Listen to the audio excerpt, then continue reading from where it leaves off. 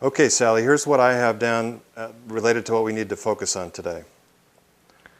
Well, remember the first thing we need to talk about? Well, I've got the list of action steps from our last meeting, so we can start out with that.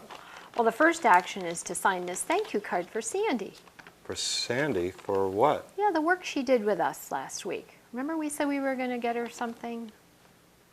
I don't know that we said anything. I think maybe you said. Sally, Sandy is barely competent.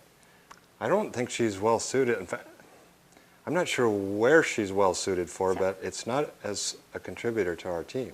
She's so nice, though, and we wouldn't want to hurt her feelings. She made the effort. She has no credentials. Oh, I don't know. I think that she would really appreciate this, and I know I'm much more motivated when I feel appreciated. Well, I'm more motivated by achievement and performance.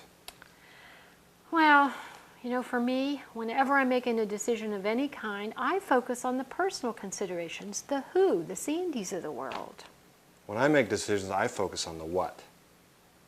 Well, the way I see it, emotions are a part of the content, and that has to be considered in order to make a decision. Listen, when you make decisions, if you factor in the emotions, that's just wrong.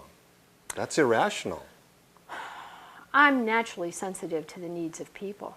Well, I notice what needs to be done. I mean, it's the task, what we need to work on. Yeah, and yet the best solutions, the best thoughts come out of cooperation, collaboration, appreciation. Listen, the best solutions come out of argument and hearty debate. I often take things personally. I don't take anything personally.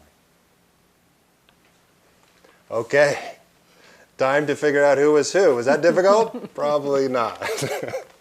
So, preference for thinking? Preference for feeling.